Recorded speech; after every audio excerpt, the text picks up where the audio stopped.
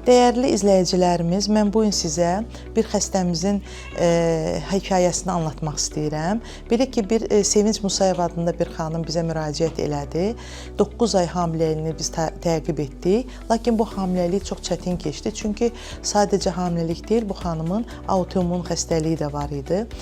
Hamiləlik boyunca biz mütəxəssislər konsiliumlar təşkil etdik və bizim yolumuza çıxan maneələri aşdıq və nəticədə 3 gün əvvəl gözəl bir qızımız anadan oldu. 3 kilo 295 qram, boyu 50 santim və bu gün ana da yaxşıdır, uşaq da yaxşıdır və ana öz uşağı ilə bərabər evə gedəcək. Biz xanımımıza uğurlar arzulayırıq. İnşallah bir həftə sonra və ardından 40 gün sonra onu yenidən kontroldə görmək ümidi ilə ayrılırıq. 17.04.2026-cı il tarixdə Mərkəzi Gömrük Hospitalının neonatologiya şöbəsində Adsız Musayeva 38 gestasiya həftəsi ilə çəkisi 3295 qram, boyu 49 santim ölçüləri ilə sağlam doğulmuşdur keysariya əməliyyatı ilə.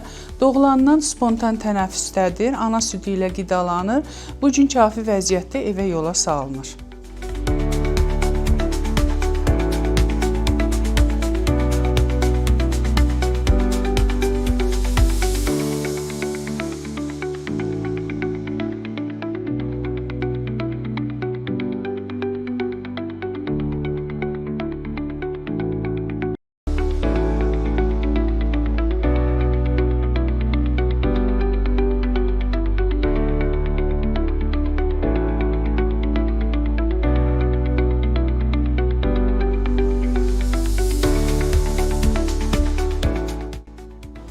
Mən Musayeva Sevinç, 3 gün əvvəl ana oldum.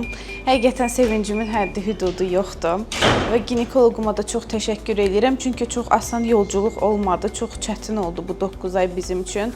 Amma həkimimin sayəsində bugünə qədər gəlib çatdıq və körpəmi sağ-salamat qucağıma aldım. Və bu tək bizim üçün deyil, bütün ailəmiz üçün çox sevindirici bir haldır.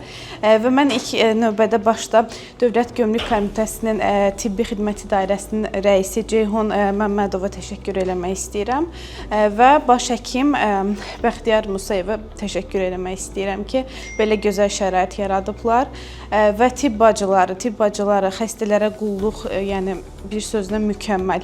Həqiqətən də ki, özümüzü evimizdə hiss elədik bu 3 gün ərzində. Təşəkkür edirəm.